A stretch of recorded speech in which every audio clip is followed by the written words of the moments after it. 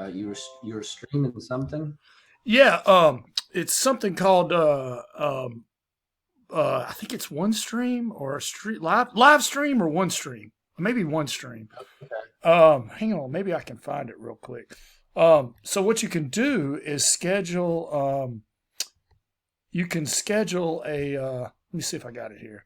You can schedule a Facebook Live and have something pre-recorded. Let me see what it is. Live. Interesting. Is it live stream or one stream? What is it? I forgot. Everything in my computer is like saved. Thank God. If anybody ever stole, Right. let's see, streaming media is controversy. Is it live stream? Is it live? Let me see if it's live. It's live stream or one stream. No, that's not it. It's one stream live. I think that's it. One stream live. And I'm almost one stream, and we're about almost live right now. Go live. Oh, whoops.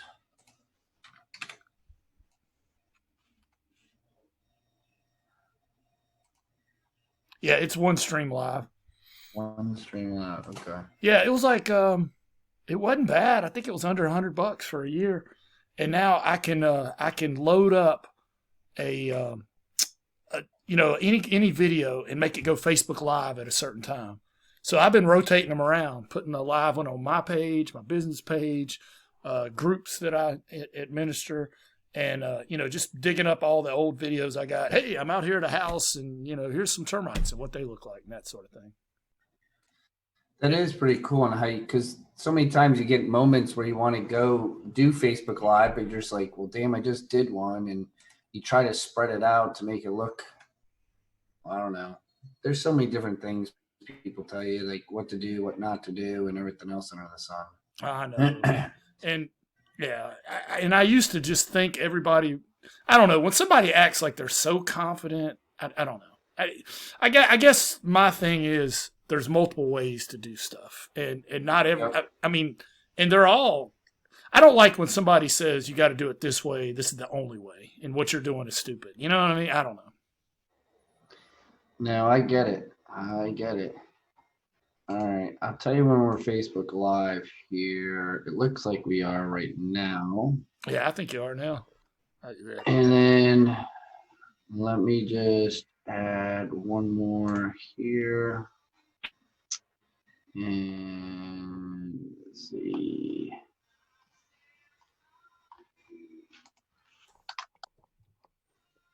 Let's go this way. Let's add this today.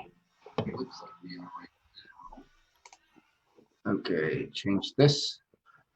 Hi, buddy. Hey, how do you do that on your bottom of your screen there with your home inspections, Preston? It looks like you're on the news. Yeah. Well, there's two tools I've learned because as soon as all this thing hit, I said whoever becomes good at virtual is going to be king. Like you've got yourself branded, and I had the exact same question you had, and it sent me on a quest.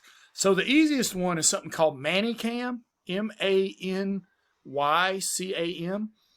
And I think it's like $80, and you can do all kinds of cool stuff like this, and you can change it. I can put hats on. I can do all kinds of stuff. It's primarily when you look up stuff for it, it's real easy. It's teachers use it mostly, but you can use it because I wanted this on mine. Now there's something else. In ManyCam is real simple, easy to use. You can do all kinds of cool stuff. And I said, man, it's $80, and I think I may have even paid extra 20 for a lifetime. It's not a monthly thing. All right. Then the second thing I found is something called vMix. You may want to write this down. VMIX. This is the coolest thing ever, Brock. But there's a little bit of a learning curve. This is basically where you can have a news show, just like a news show, like where you have your main camera here and you can put the lower third. They call that a lower thirds. Is that what Nick's doing and John are doing? Is that the thing?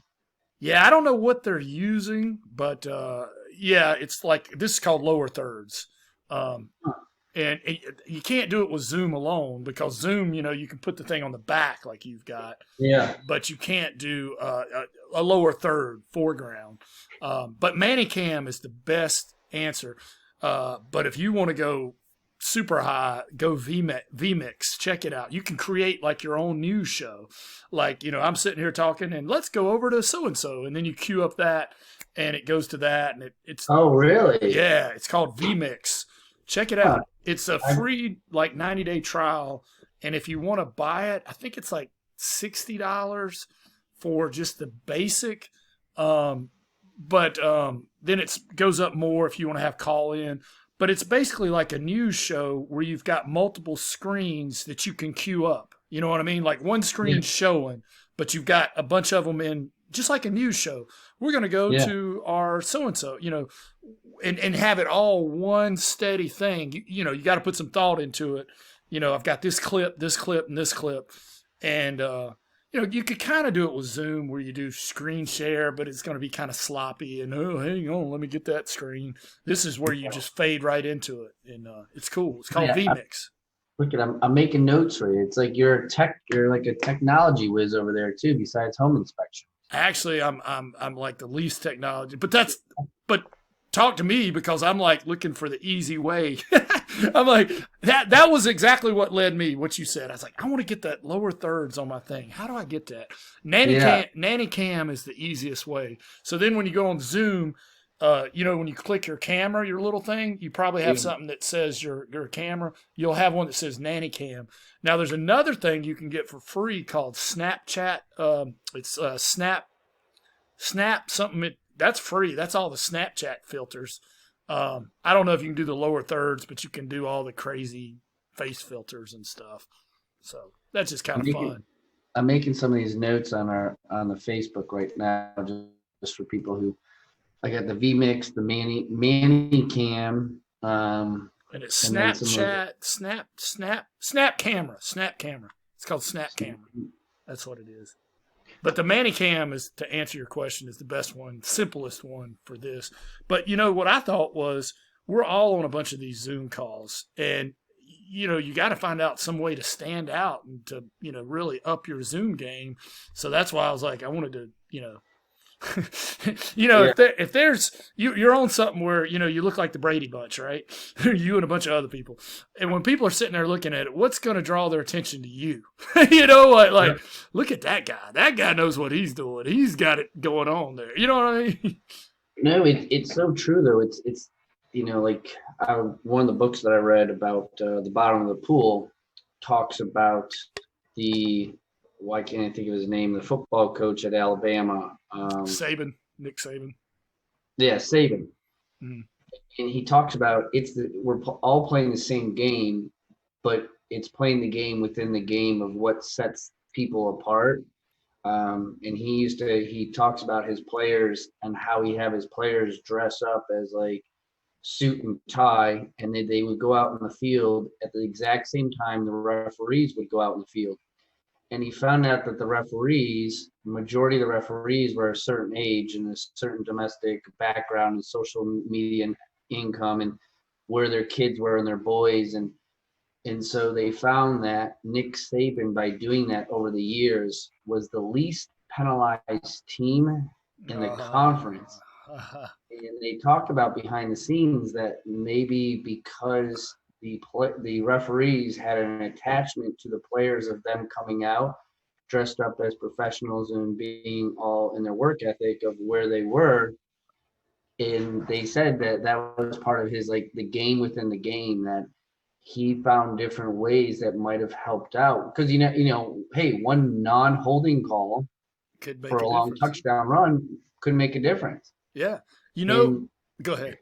no, but like when I heard that and read that, I was like, damn, that's good. And when you said the Zoom calls and setting yourself up, like your presentation makes a difference. And when you're doing a panel and you're out there, it's like, hey, somebody might look at you and be like, this guy really knows what he's doing. And like you said, is we don't know our ass from our elbow when it comes time for technology, but we're at least we at least are mindful in going forth and making it look that way. Right, right. Well, ironically, and I know I'm all over the place, but it's funny you mentioned Nick Saban. I was just listening to a podcast this morning where the guy was talking about Nick Saban. You know something else he did? Um, this guy wrote this book called Pick a Fight. And I know what you're thinking. Who wants to pick a fight? But he just did that to get your attention. But what he did was he found ways to motivate his whole team, like us against the world, us against the thing. And even though they were Alabama and they were ranked number one, he would never let his players see like the articles or the stories about the hype. He searched for articles and news stories that said Alabama's overrated, Alabama's this or that, and he put them all over the locker room. Even though they were number one, they were da-da-da, he said he never wanted them to believe their own hype. He always wanted them to be disrespected because that way they came out and they were just fighting. They wanted to fight because it's like, you disrespect me, and it's like this unified thing that he made them feel like, they don't respect us, but it's us against the world. Yeah. And I was like, wow. And we're talking about Alabama, who, and I'm a Clemson fan, so it's hard for me to say all this because my daughter goes to Clemson, but you've got, and Dabo does the same thing. He's like, it's like when they write an article disrespecting him, he said, oh, I love it. I love it. That's locker room material right there. Well, they say that, have you been watching the Michael Jordan Last Dance? I haven't seen it yet. I'm going to see it, but I'm going to see it. It's really, really good. And I was watching a little bit more of it last night, and Michael Jordan, what he would do, as you see, like, it's extremely hard to repeat championships. Right. Let alone 2, but let alone even 3, 4, and whatever the numbers were. But you have to find different motivation because when you achieve the top, they always say that the wolf is always hungry on the climb up than the one that's standing on top of the mountain. Mm-hmm. But when you're on top of the mountain and you've already won the championship, what do you do to motivate yourself? And so Michael Jordan would find different things, and Charles Barkley and Magic Johnson, who were really good friends, they interviewed him. And they said that Michael Jordan would find out not so much about the team because he felt like it was obviously a team game, but then he'd find out what the individual who was guarding him. Mm-hmm. And so he would set the stage that they found out, like one of the ones, Danny Ainge, who with the Phoenix Suns, he found out that one of the managers, the general manager, wanted to bring Danny Ainge on because he was one of the top defensive players in the league. Right. Danny Ainge covered Michael Jordan during the NBA Finals, and he wanted to prove to his general manager that Danny Ainge has nothing against the Chicago Bulls and that we're going to beat his ass. And literally that was his motivation. And they blew them out 4 games in a row, and Michael Jordan scored 40-plus points, 50-plus points in 2 of the games, and Danny Ainge couldn't guard him and take him on, and that was his motivation just for that series, was just to prove to his general manager that don't bring on somebody that you think is that much better. You should, like, he was trying to engage, like, you need to bring your team in to ask them questions because we know what's best and we know what's going on. But like his personal motivation, that what he was doing was phenomenal, and how he geared himself up to win games. Yeah, well, that's the game within the game, like you said. Yeah. And I haven't seen the series yet, but I read his book a couple of years back. Well, I listened to it, and it's just like what you said. He looked for people to diss him or other, and what's funny though is like a lot of his contemporaries said half of it was in his head because nobody dissed him, but it motivated him. You know what I mean? It's like, he was looking for somebody to look at him funny. I mean, I'm figuratively speaking here, right? But he did, and he couldn't wait. And I remember watching him live time. I was in high school, and then I'm probably a little bit older than you, but I mean, when I was in high school, college, and I first started working, that was the run of Jordan, 80s and 90s. And I remember they got on him one time because he went to Vegas to gamble or Atlantic City or something. And, the news media got all over him because, he was seen out. And then he just, like, the next night, he just exploded and dropped, like, a record number of points, because Yeah. I think he used that as motivation, like that he didn't care about his team and da da da, or he wasn't, he was going to be all tired, and he just used it as motivation. But the reality was, I think he that was just his way to blow off steam. He But was, yeah, they just talked about it last night. He was trying to escape it, and Phil Jackson does an interview with him, and mm, then Phil Jackson says, "Well, I hope they can find more stuff that pisses Jordan off because it's so much easier to coach because he just takes over and wins the game." And that was against the New York Knicks because they were down 2-0, and then Jordan got pissed and then won the next 4 games on in a row, and he dropped like I think 50 plus points the next 4 games. yeah, it's funny. There's a famous quote. Although Phil Jackson was great because he did get them to buy into that triangle thing, but because prior to Phil Jackson, Jordan was good all along, but he was on a terrible team early, when he first got Yeah. drafted, and they were awful. And, he got him to buy into that. But early on, before he bought into it, Phil Jackson said, there's no I in team, but Jordan said, there is in win. Yeah. But he did get him to buy into it, Yeah, it was. It was. I definitely recommend that show, especially if you're a competitor and I mean, just the sports program itself is. And hell, there's nothing else on TV, but it is a really good. It is a really good series. Yeah. And you Um, gotta, somebody who I think is, well, not really underrated, but obviously Jordan's great. But you got to think about Phil Jackson being able to motivate all those superstars, and then he did it again in L.A.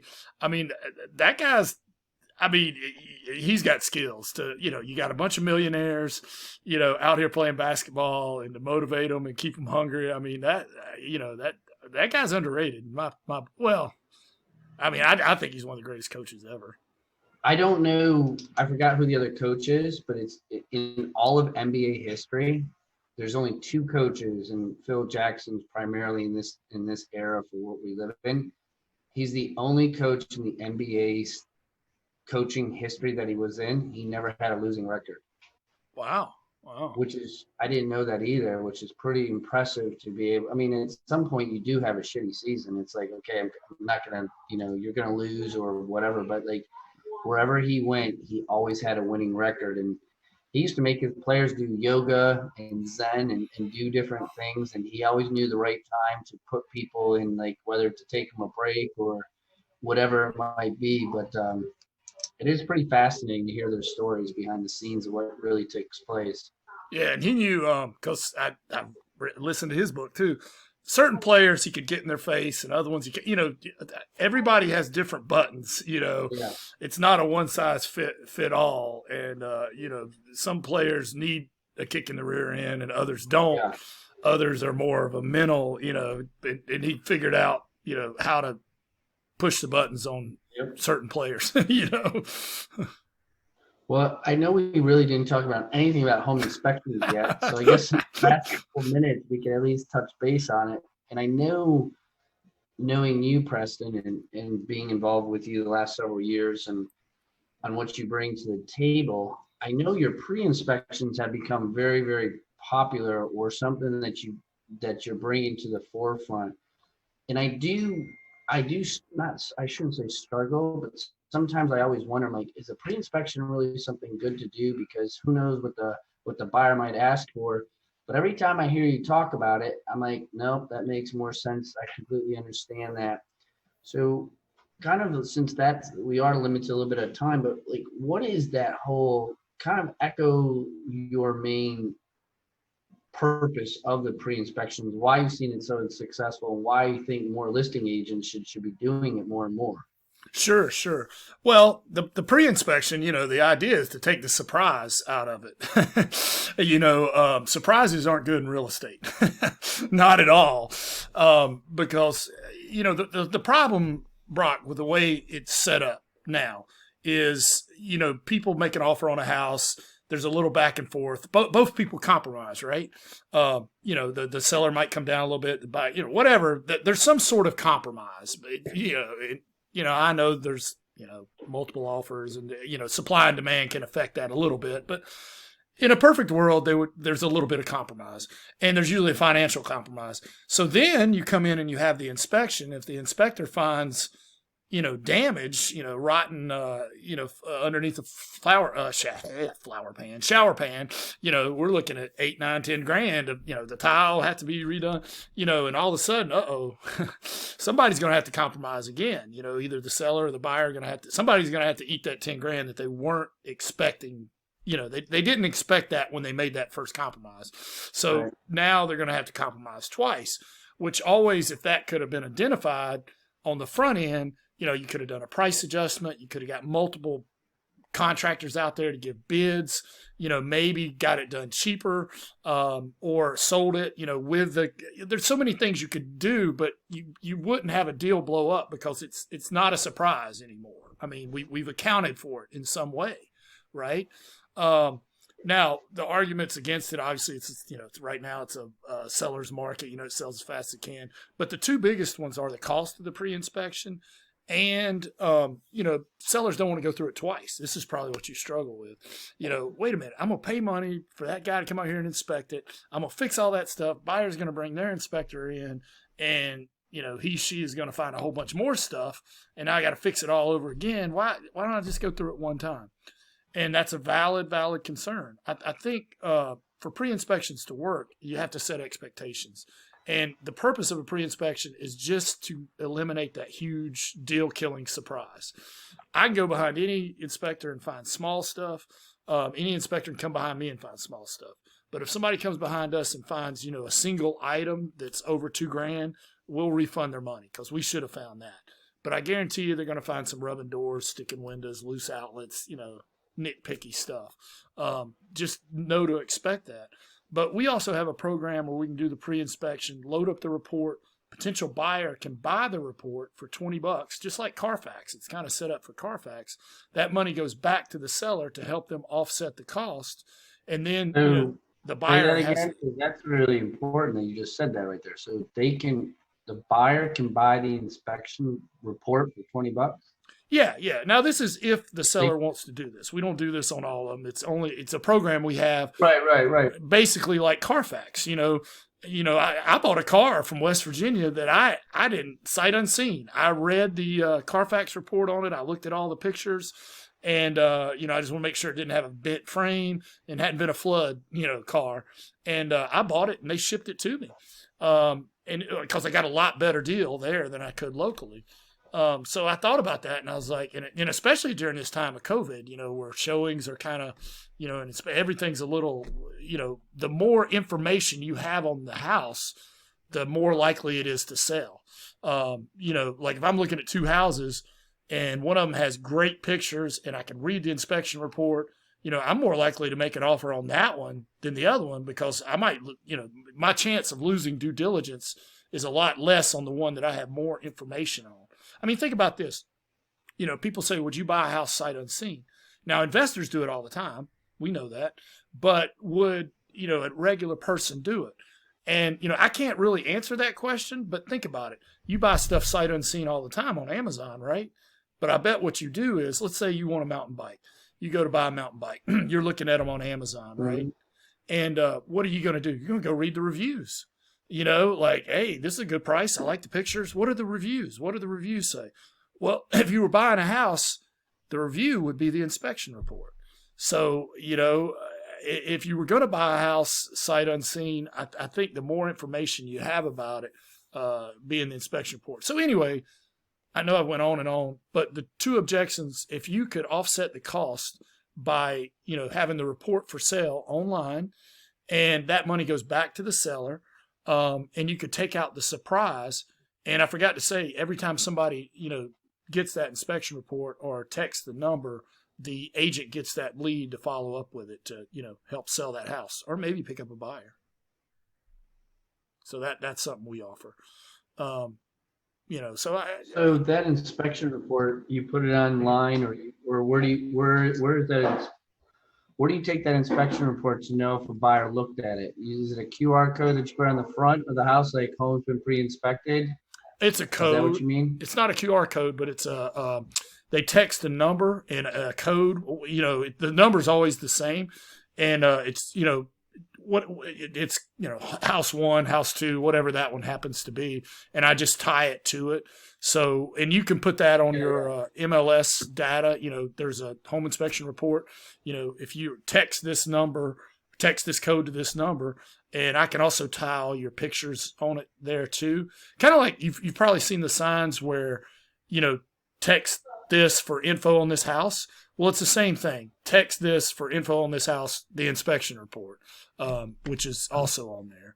And then, we have lead capture software on there too. It can actually pull, for the most part, it can pull their name and number, sometimes age and income and that sort of stuff. So you can follow up with them. It's just another option, That's actually really good. Yeah. And if you think about it in a car dealership mindset, since you brought up car mix, when you go buy a car, and I would those listening on here, and just think about the time period you purchased a car. What does the person tell you to do? You only do what's you look at it, you see if you like the color, you see if you like the tires, you see if it has enough room, what little bells and whistles does it have on the inside of it, just like a house, right? And then how often do you literally, and I'm saying me personally, but for the most part in the general society, how many of us are knowledgeable enough to actually a car is only as good as the engine. Right. If you go in, how many of us actually open up the hood and start to say hey, let's talk a little bit about the oil. Let's talk about the I don't know, the head cams. I don't even know enough about a car, but without an engine, what's the point of a car? Right. I mean,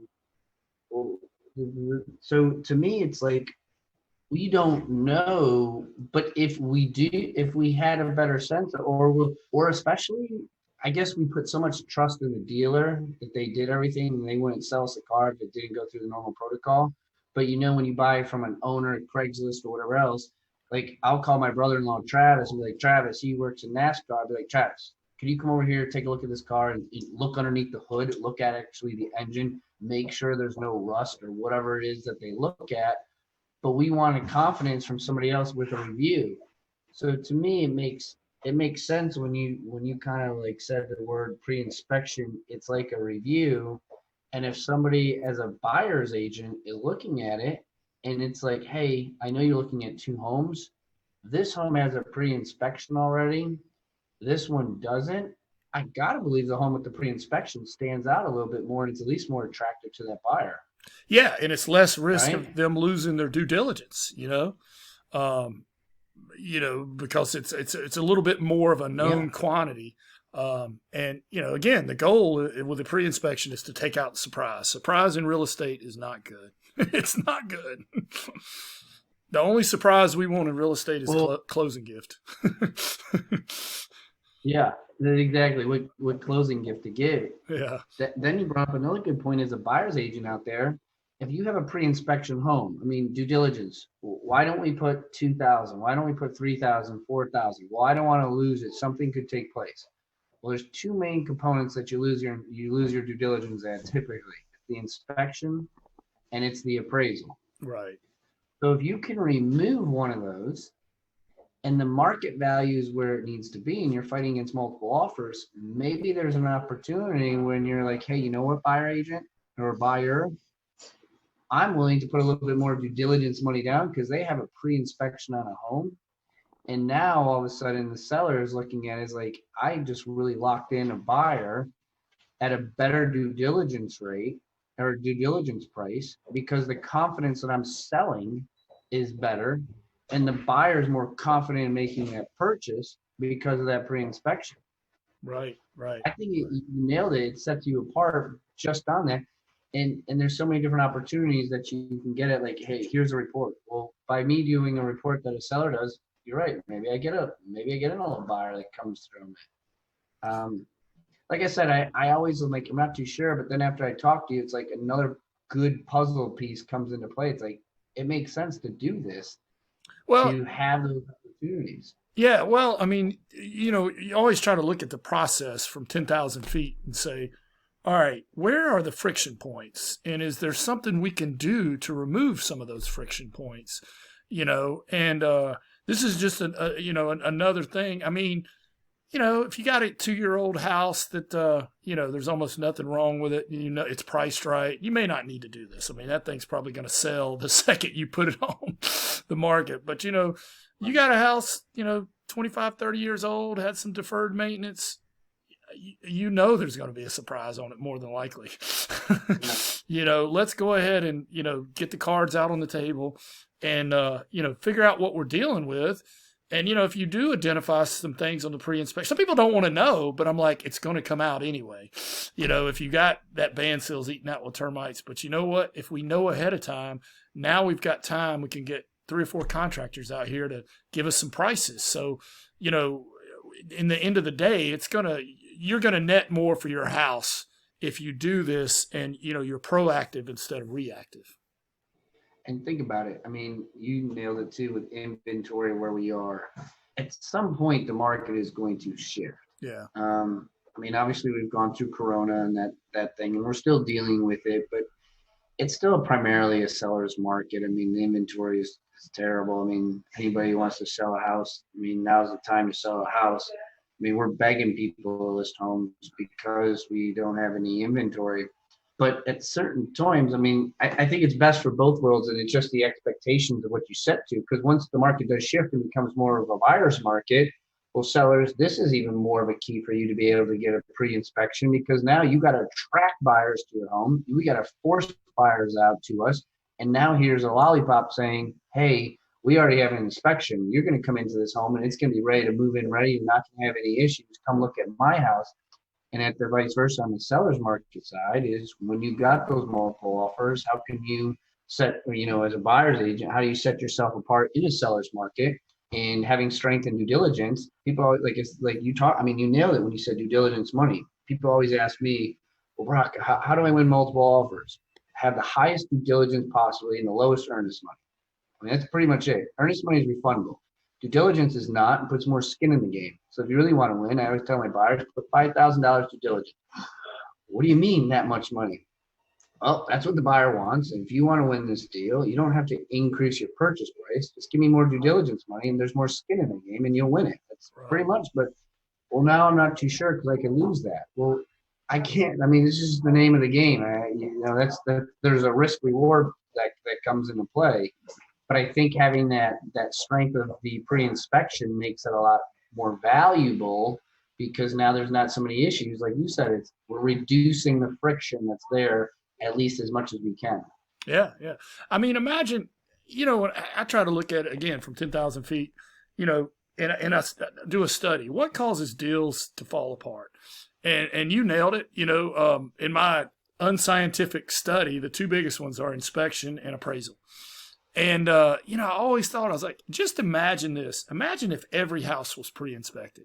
Every time you went out with a buyer, every house they looked at, there was an inspection report on. You would almost eliminate that as a reason that deals fall apart. Now, I would still recommend the buyer get their own inspection because things can happen, mechanical things, I inspected the house a month ago. Well, the air conditioner or the water heater can, but for the most part, foundation, things like that, that's not going to change. Mechanical things are going to change. But imagine how much friction would be taken out of the real estate transaction if all houses had a pre-inspection on them. Could you imagine that? That would probably take away, in my mind, my unscientific mind, like 48% of the time a deal falls apart, it's because of the inspection. And then about another 46, 47 is appraisal. And then, 5 to 10 various other reasons. The other house didn't sell, that sort of stuff. But I almost cringe when the due diligence repair request comes out because they're making us negotiate and making us work on things that we're not professionals at in the general contractor's world. And it's where we spend a lot of our time, I think, between setting the price, but then dealing with the repairs is such an issue where you're right. There's so much conflict. There's so much emotion. And it is very, and then you throw in the time sensitiveness of due diligence ends at 5 o'clock today. We got 6 more hours to try to hammer this out. And it's like, oh, damn, now we got to work through this time. And then you build up emotion. It's kind of like the last 2 minutes of a game.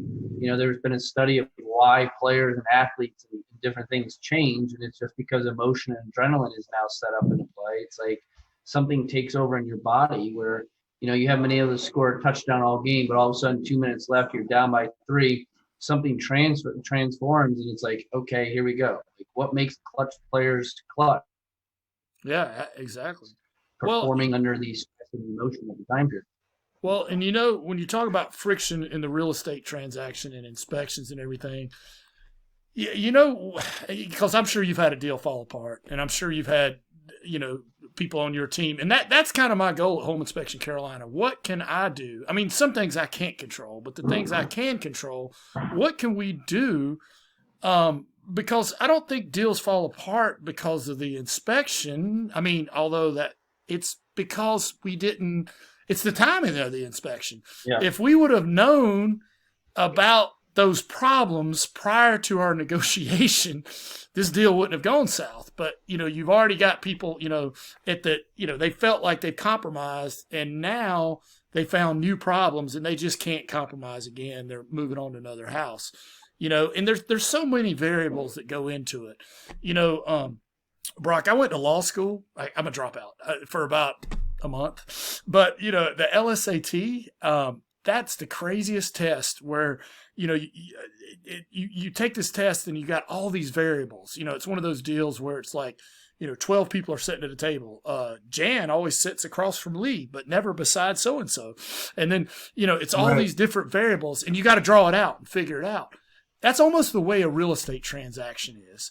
It's so crazy. It's like, you've got the inspection, you've got the seller, you've got the buyer, you've got the market, and is it a seller's market? Is it a buyer's market?